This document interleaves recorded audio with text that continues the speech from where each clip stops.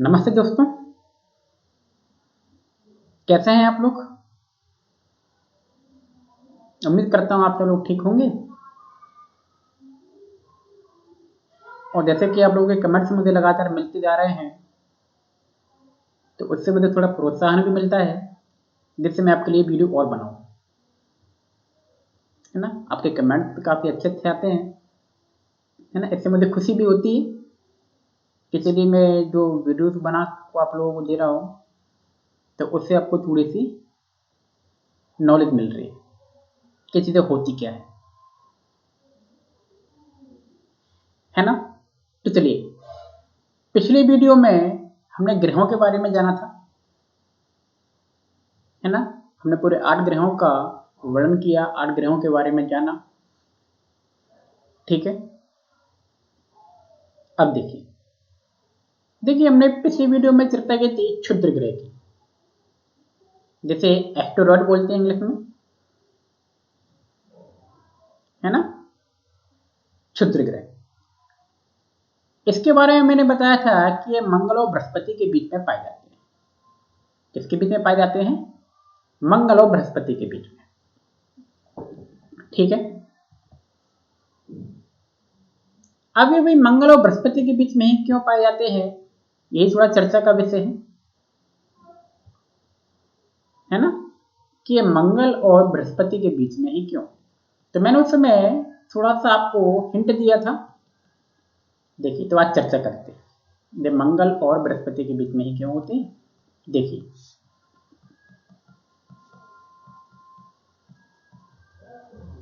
देखिए हमने देखा था कि जो ग्रह हमारे देखिए जो बने हुए हैं, कुछ इनका शेप हम देखें तो इस तरीके से, मान लीजिए पहले बुध थे, फिर थोड़ा शुक्र उससे बड़ा हुआ, पृथ्वी से थोड़ी बड़ी हुई, मंगल का आकार थोड़ा सा पृथ्वी छोटा हो गया, फिर आपका क्या हो गया, जुपिटर बड़ा हो गया, शनि उससे थोड़ा छोटा है ना। कुछ इस तरीके का आकार है ना। एक शेप में थे कुछ इस तरीके से,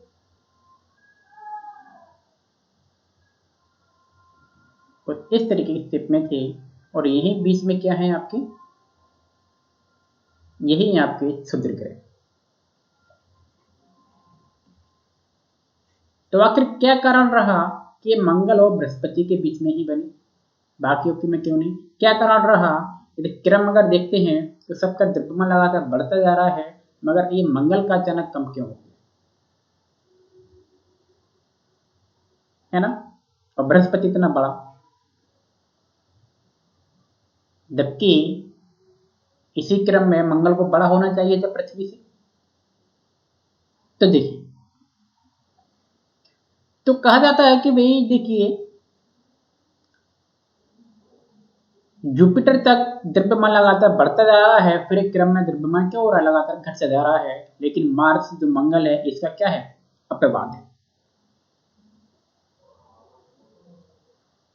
ठीक है। तो देखिए, कहा जाता है कि मंगल का कुछ द्रव्यमान छोटे छोटे पिंडों के रूप में निकल गया। क्यों निकल गया, अभी चर्चा करते हैं। छोटे छोटे पिंडों के रूप में निकल गया, है ना। और पास में बृहस्पति ग्रह है, क्या है, पास में क्या है, बृहस्पति ग्रह है, तो इसका आकार और द्रव्यमान बहुत ज्यादा है, ठीक है। इसलिए इससे निकला हुआ पिंड जुपिटर जो बृहस्पति की तरफ क्या हो गया, चला गया। लेकिन जुपिटर भी तो अपने ऑर्बिट पर सूर्य की परिक्रमा लगा रहा है, और जुपिटर भी क्या हुआ, अपने ऑर्बिट पर ये क्या हो गया, आगे बढ़ गया।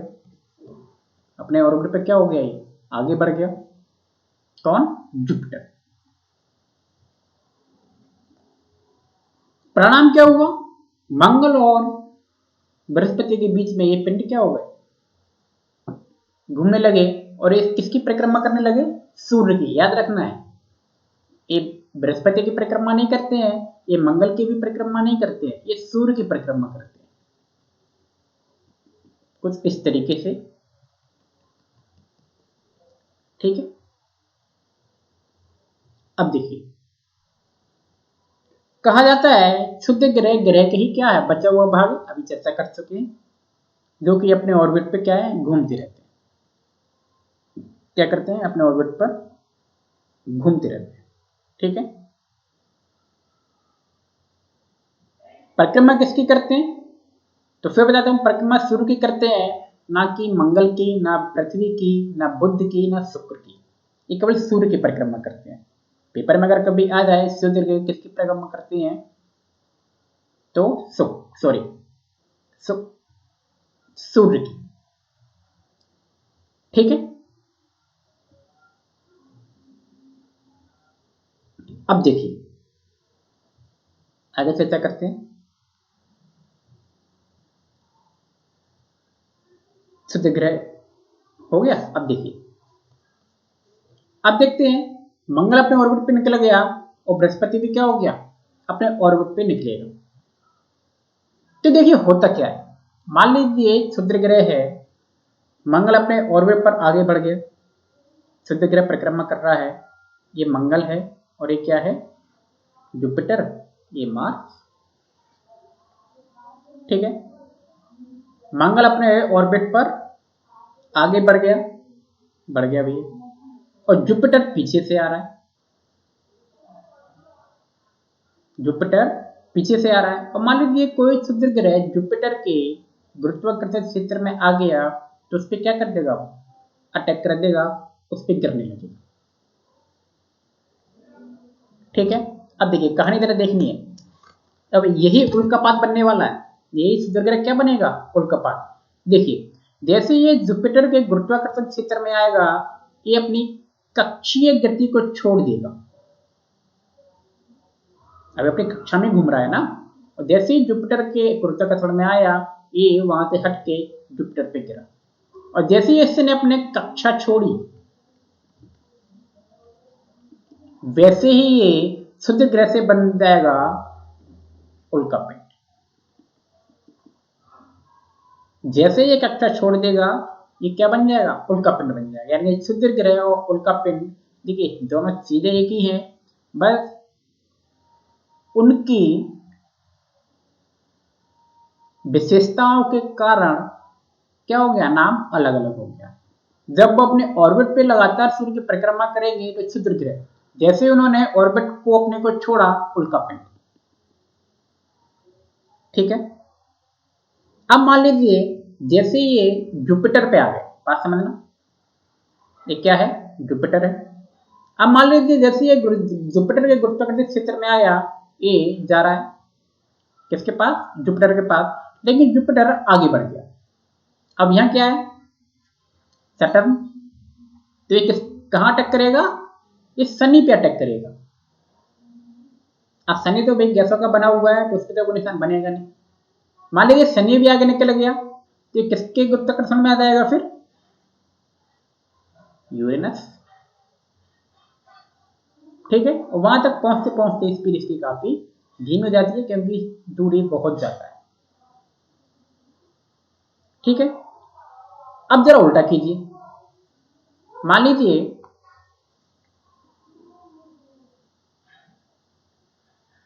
ये सूर्य है, ये क्या है सूर्य है, मान लीजिए आपका बुध ग्रह है, ये आपका शुक्र ग्रह है, ये आपकी पृथ्वी है, और ये क्या है मंगल है, और ये बृहस्पति है।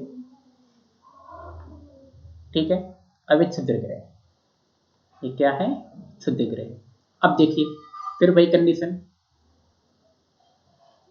बृहस्पति और पे आगे निकल गया, मान लीजिए ये मंगल के गुरुत्वाकर्षण क्षेत्र में आ गए, किसके आ गए मंगल के, तो क्या करेगा ये मंगल पे अटैक करेगा। ठीक है, मंगल पे क्या करेगा अटैक। अब मंगल भी मान लीजिए अपने ऑर्बिट पे क्या निकल गया, आगे निकल गया,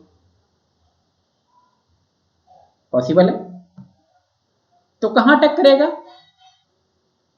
पृथ्वी, लेकिन पृथ्वी की भी परिक्रमा कौन कर रहा है, मून।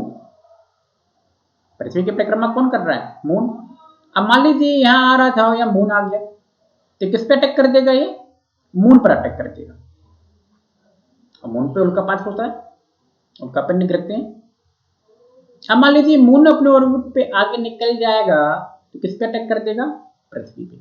और पृथ्वी पे भी उल्कापात होता है। अब पृथ्वी भी अपने ऑर्बिट पे आगे निकल गया तो शुक्र वीनस पे आ जाएगा, वीनस पे अटैक कर जाएगा। और वीनस भी ऑर्बिट पे आगे बढ़ जाएगा तो आ जाएगा मरकरी, बुध। और कहा जाता है मरकरी बहुत छोटा है, इसलिए मरकरी पे अटैक ना करके वो सीधे कहां चला जाएगा? सूर्य।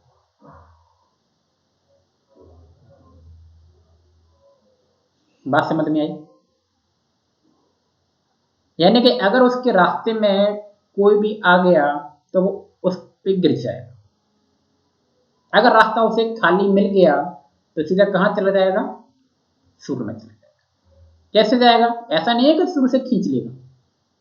गुरुत्वाकर्षण शक्ति के कारण पहले मंगल के गुरुत्वाकर्षण क्षेत्र में आया, फिर पृथ्वी के में आया, फिर पृथ्वी भी आगे निकल गई तो वीनस के प्रभाव में आ गया, फिर सूर्य के प्रभाव में आ गया। बुध इतना छोटा है कि उस पर अटैक कर ही नहीं पाएगा क्योंकि उस उल्कापात बहुत बड़ा है। ठीक है, तो उम्मीद करता हूं थोड़ी सा आपको उल्कापात और क्षुद्र ग्रह में अंतर समझ में आया होगा। तो देखिए ये आपका क्षुद्र ग्रह जब तक सूर्य के चारों तरफ घूमता है अपने ऑर्बिट पर,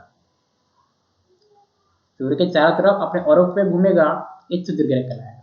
लेकिन जब ये अपने ऑर्बिट से भटक गया या अपना रास्ता छोड़ दिया तो ये क्या कहलाता है? उल्कापिंड कहलाता है। और जब गिरता है कहीं तो उल्कापात। ठीक है,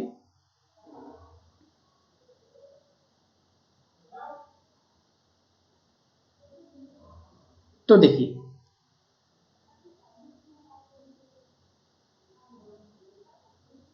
तो क्षुद्र ग्रह ही क्या होते हैं? उल्कापिंड में बदल जाते हैं। चंद्रमा पर भी गिरते हैं। अब देखते हैं क्षुद्र ग्रह या उल्कापिंडों का पृथ्वी पर क्या प्रभाव पड़ता है। किस पर? पृथ्वी पर। तो देखिए पृथ्वी पर प्रभाव क्या प्रभाव पड़ेंगे? देखिए जब उल्कापिंड मान लीजिए पृथ्वी की, या तो देखिए सबसे पहले तो अगर मैं कहूं अगर चंद्रमा पे गिरेगा तो चंद्रमा पे क्या आते हैं? मून क्विक और क्रेटर भी बन जाते हैं बड़े बड़े, है ना? क्या आते हैं? मून क्विक और क्रेटर। ठीक है, अब देखते हैं पृथ्वी पे क्या प्रभाव पड़ेगा। मान लीजिए कोई क्षुद्र ग्रह पृथ्वी की तरफ आकर्षित हो गया तो अब किसमें बदल गया? उल्कापिंड में बदल गया। अब पृथ्वी पे चला आ रहा है, पृथ्वी पर अगर वो आएगा, मान लीजिए ये पृथ्वी है और ये पिंड है, ये आ रहा है। ठीक है, अब पृथ्वी पर आएगा तो देखिए कई प्रभाव पृथ्वी पर पड़ने वाले हैं। क्या प्रभाव पड़ेंगे उल्कापिंड के? एक तो गति इसकी धीमी होगी या तेज होगी। दूसरा भूकंप या सुनामी। ठीक है, तीसरा द्रव्यमान भी बढ़ेगा पृथ्वी का, और द्रव्यमान बढ़ेगा तो इसकी गति क्या होगी? कम भी होगी। तो देखिए जब उल्कापात पृथ्वी पे आता है तो सबसे पहले जिस गति से या जिस डायरेक्शन में पृथ्वी घूम रही है, बात समझना, जैसे पृथ्वी हमारी एंटी क्लॉकवाइज मूवमेंट में घूम रही है। कैसे घूम रही है? एंटी क्लॉकवाइज मूवमेंट में। अगर मान लीजिए पृथ्वी एंटी क्लॉकवाइज मूवमेंट में घूम रही है और उसी मूवमेंट की दिशा में उल्कापिंड गिरेगा तो पृथ्वी की गति धीमी होगी या तेज होगी? बात समझ गए?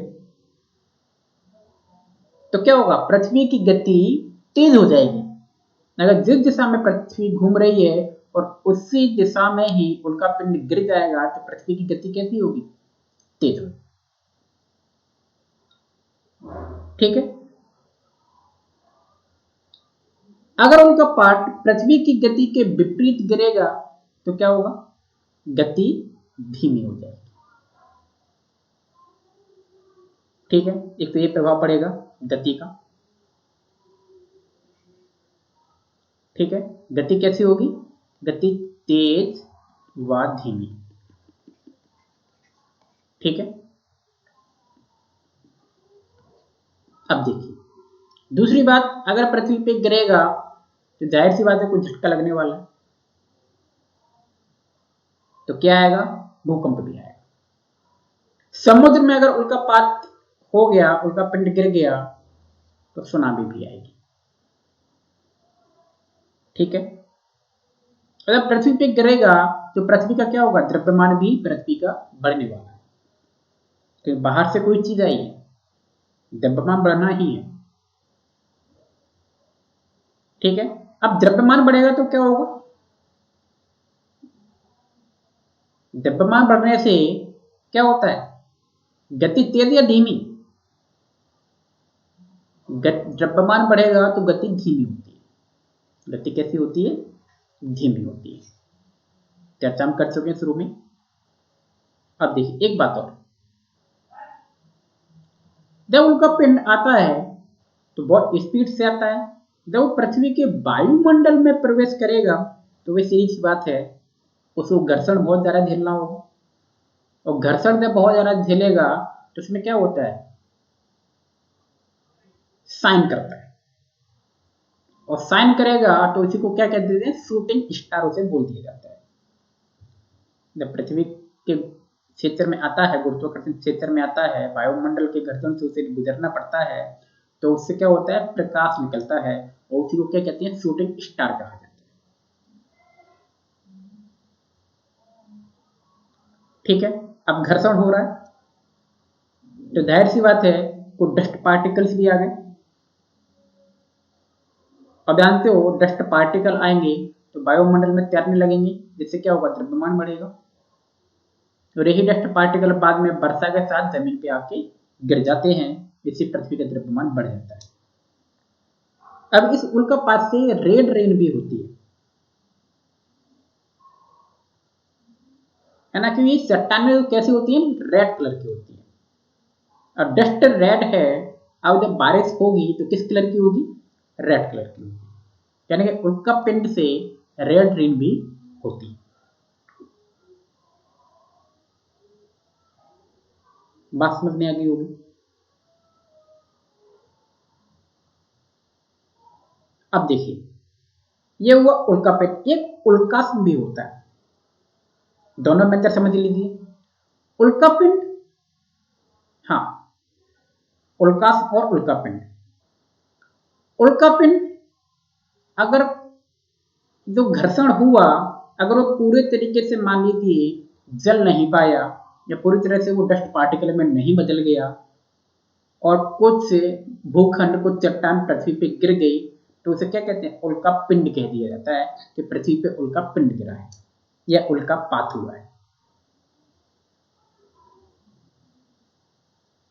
अगर वो पृथ्वी के वायुमंडल में आया और पूरी तरीके से जल गया, पूरे डस्ट पार्टिकल समा गए, तो उसे उल्कास्म कहा जाता है। क्या कहा जाता है, उल्कास्म। एक बहुत बारीक अंतर है उल्कापिंड और उल्कास्म। उल्कापिंड बचा हुआ, जो घर्षण के बाद जो चट्टान बची है वो जमीन पे गिर जाए, उल्कापिंड हुआ है या उल्कापात हुआ है। तो उल्कास्म जब घर्षण हुआ, पूरा का पूरी चट्टान जल गई, जलने का सेंस क्या है, वो धूल में बदल गई पूरी की पूरी, जमीन पे कुछ भी नहीं है, तो वही क्या कहलाता है, उल्कास्म कहलाता है।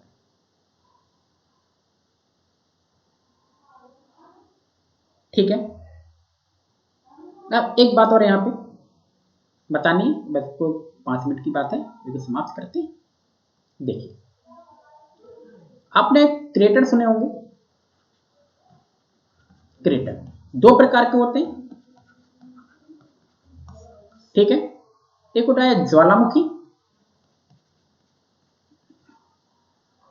और दूसरा होता है उल्कापात या उल्कापिंड क्रेटर। तो देखिए उल्कापात से क्रेटर भी बन जाता है। क्रेटर क्या होता है, मान लीजिए कहीं उल्कापात गिरा तो वहां क्या हो जाएगा, गड्ढा बन जाएगा और उस गड्ढे में क्या भर जाए, पानी भर जाए, तो वे क्या कहलाती है, क्रेटर झील। ऐसे ज्वालामुखी होता है, ज्वालामुखी का जो मुंह होता है, ज्वालामुखी के मुंह को क्या कहते हैं, क्रेटर कहा जाता है। और उस क्रेटर में अगर पानी भर जाए तो वो भी क्या बन जाती है, झील बन जाती है। ठीक है, ऐसे बारीक के अंदर हमें केवल इतना जानना है, मान लीजिए कोई झील बन गई है, तो हम उसे कैसे बताएंगे कि उल्कापात झील है या ज्वालामुखी, या ज्वालामुखी झील है। तो बात सिंपल सी है। देखिए ज्वालामुखी झील जब बनेगी तो उसके आसपास चट्टानें होंगी, कैसी, आग्नेय चट्टान। उसके आसपास कैसी चट्टानें होंगी, आग्नेय चट्टानें होगी, और बीच में क्या होगा, गड्ढा होगा। तो इससे क्या हम आग्नेय चट्टानें कहां से निकलेंगी, उल्कापात से तो निकलेंगी नहीं, वो ज्वालामुखी क्रिया से ही निकलती है। तो आसपास मान लीजिए आग्नेय चट्टान है और बीच में पानी भरा है, तो मैं क्या कह दी, एक ज्वालामुखी झील है। किससे निर्मित है, ज्वालामुखी से। ठीक है, अब देखिए, अगर मैं कहूं तो अब क्रेटर झील कैसी होगी, तो क्रेटर झील के बारे में देखिए, उल्कापात झील में क्या होगा, उल्कापात ऊपर से आएगा और अंदर चला जाएगा, तो उसी चट्टान के ऊपर क्या भर जाएगा, पानी, यानी कि उसके आसपास आग्नेय चट्टान नहीं होती। तो बस हम समझ जाएंगे कि वो क्या है, उल्कापात झील है, वो ज्वालामुखी झील नहीं है ना। तो इसका सबसे अच्छा एग्जांपल कौन सा है, महाराष्ट्र की लोनार झील, जो कहां कहां पर है, महाराष्ट्र में है, महाराष्ट्र के भी बुलढाना जिले में। कहां पर है, महाराष्ट्र के बुलढाना जिले में। तो उसका अच्छा एग्जाम्पल है, उसके बारे में पूछा भी गया है कि क्रेटर झील है या ज्वालामुखी झील है, क्योंकि महाराष्ट्र में ज्वालामुखी की घटना भी हुई है और उल्कापात भी हुआ है। ठीक है, तो बात समझ में आ गई होगी, वो कौन सी है, वो उल्कापात झील है, क्योंकि उसके आसपास आग्नेय चट्टानें नहीं मिली। ठीक है, तो उल्कापात और उल्कापिंड थोड़ा सा समझ में आया होगा, उम्मीद करता हूं। ठीक है, तो आज के वीडियो हम यही समाप्त करते हैं। अगर उल्कापात से संबंधित कोई और जानकारी अगर चाहिए तो आप मुझे कमेंट्स में बताइए, हम उसका निराकरण करेंगे। ठीक है, तो आज की वीडियो में इतना ही। आप सभी का बहुत बहुत धन्यवाद। Thank you.